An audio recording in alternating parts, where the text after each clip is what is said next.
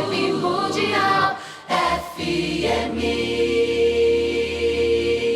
Boa tarde, queridos ouvintes. É mais um dia, mais uma honra estar aqui com vocês, falando sobre as doenças, sobre o corpo físico, sobre a correlação das emoções com possíveis casos, de doenças físicas.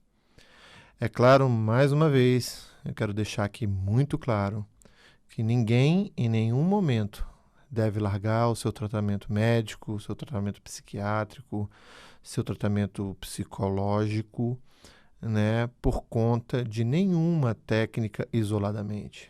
Eu acho que o nosso objetivo, o nosso intuito é que a gente consiga avaliar o ser humano novamente como um todo. Esse erro a gente já cometeu quando Descartes fragmentou o ser humano em órgãos.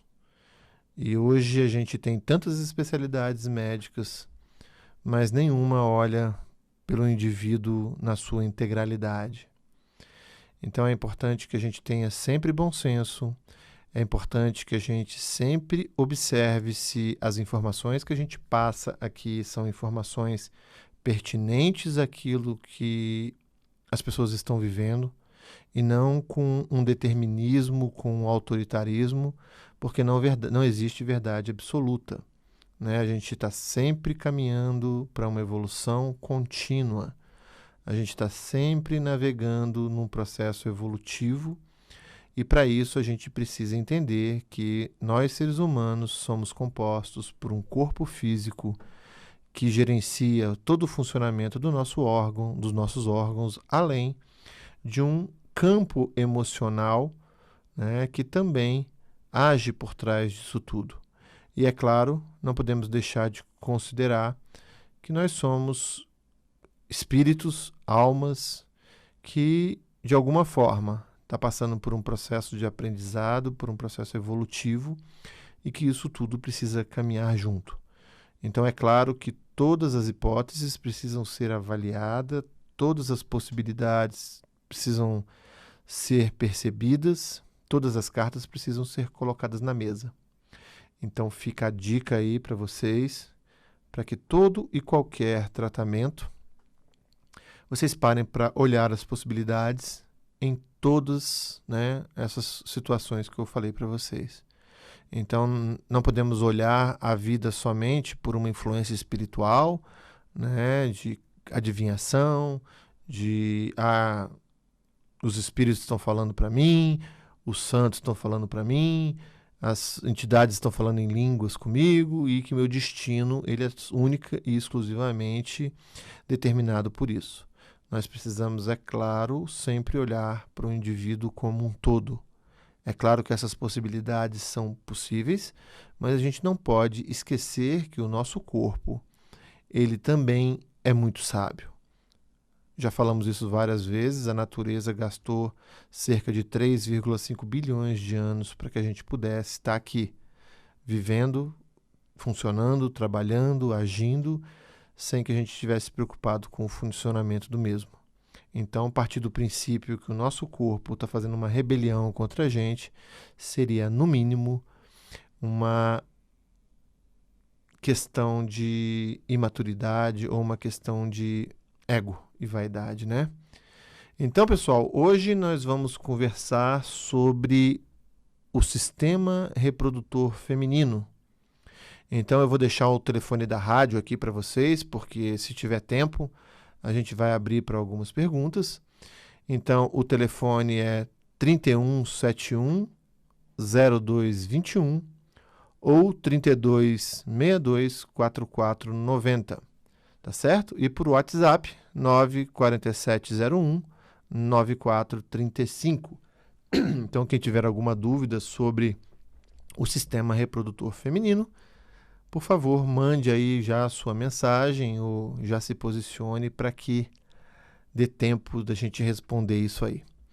Tá bom, gente? Então, o que é importante entender sobre o ser humano, A gente já falou isso também algumas vezes.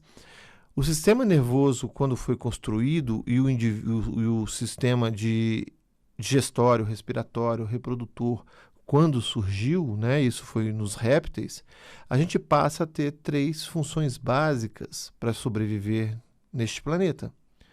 E essas funções são, primeiramente, economizar energia. Então é preciso que a gente entenda que todo e qualquer ser na natureza vai tentar economizar o máximo de energia possível, porque lembra que para o animal se alimentar, ele precisava caçar, ele precisava pescar, ele precisava de gastar energia correndo atrás dos outros animais, e a gente não sabia quando a gente teria a próxima alimentação. Então, os animais se especializam a gastar energia somente quando necessário.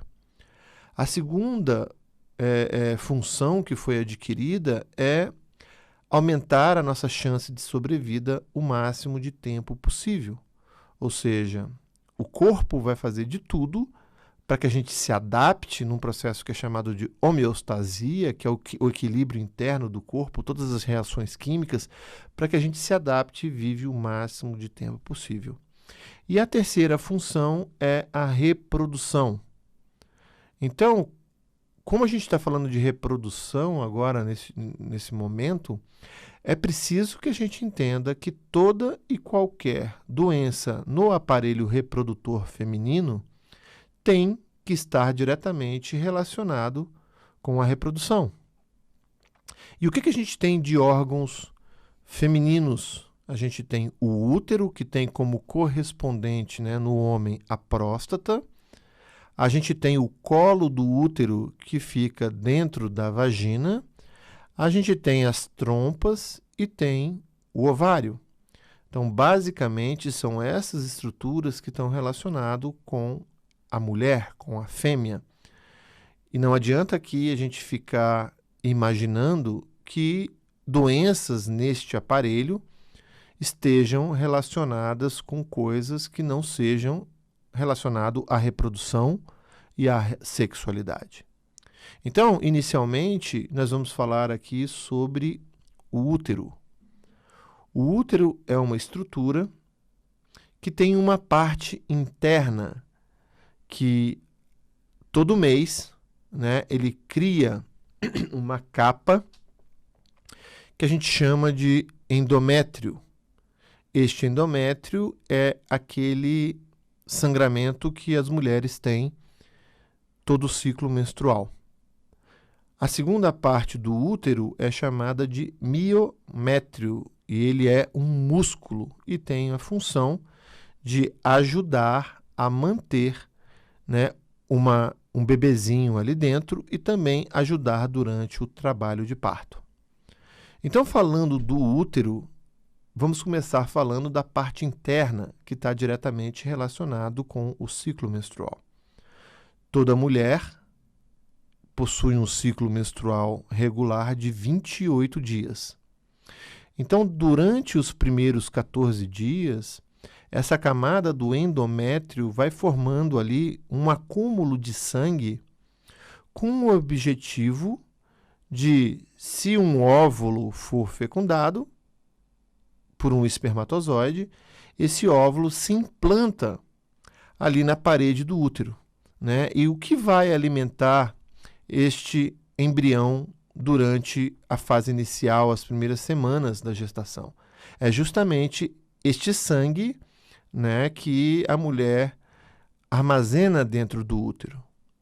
E uma vez completado 14 dias, a mulher inicia o processo de ovulação, né? O óvulo é liberado, e se esse óvulo não for fecundado por um espermatozoide, esse ciclo vai durar mais 14 dias, até que finalmente a mulher menstrue e, consequentemente, inicie um novo ciclo, fazendo uma nova quantidade de sangue.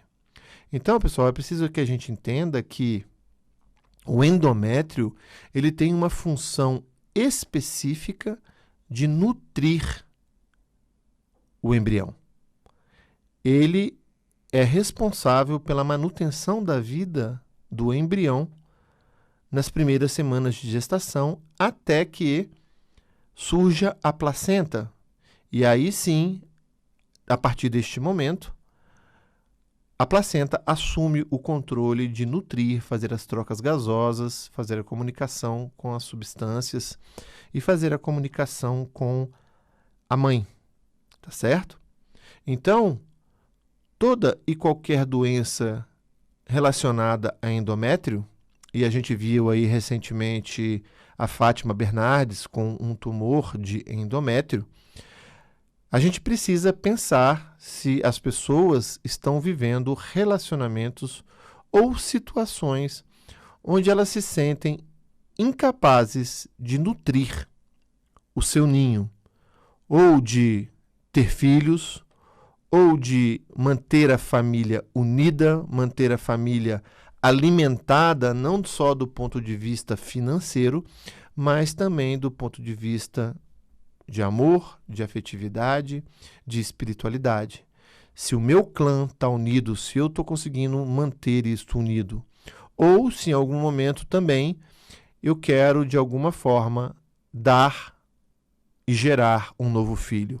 Isso pode estar relacionado também com o período em que a mulher começa a entrar na menopausa e ela começa a perceber que a partir deste momento ela não consegue mais ser uma fêmea alfa. Ou seja, a partir de agora eu não consigo mais reproduzir. A partir de agora a minha feminilidade e a minha virilidade estão diminuindo. Ou então é preciso também que a gente entenda que o útero é o nosso primeiro lar, é a nossa primeira casa. Então é importante que a gente olhe também para essa temática. Uma doença que é muito frequente e envolve o endométrio é a chamada endometriose. Isso significa que este sangue, este tecido que produz esse endométrio, esse sangue, ele está sendo alojado em um lugar fora do útero. E aí pode ser na trompa, pode ser no ovário, pode ser no reto, pode ser no nariz, em qualquer parte do corpo onde a gente perceba e vivencie um conflito. E a temática desse sintoma e dessa doença é uma vontade absurda de ter crianças. Geralmente, a endometriose, mulheres com endometriose, têm como maior desejo ser mãe. E aí é como se o corpo entendesse que ela precisa de fazer com que essa criança, uma vez fecundada, esse óvulo, uma vez fecundado, ele possa cair em um terreno extremamente fértil, em um terreno extremamente capaz de fazer com que esse feto germine, com que esse feto ele também possa atingir a sua maturidade. Uma coisa que é muito importante também de observar, principalmente em mulheres, é a questão da cólica menstrual. Na natureza não existe a dor e o desconforto que muitas mulheres passam durante a cólica menstrual. E a menstruação, do ponto de vista biológico, ela significa que esta fêmea não foi fecundada. E se a mulher possui algum conflito em relação a isso, e aí mais uma vez voltamos à relação do ninho, e aí pode estar relacionado com relacionamentos com pai, com mãe, com parceiros, onde eu não consigo ser coberta, ou não consigo ser fecundada, cada ciclo menstrual representa que essa fêmea fracassou mais uma vez. E isso pode dar dores importantes e até incapacitantes. Vibe Mundial 95,7. FM.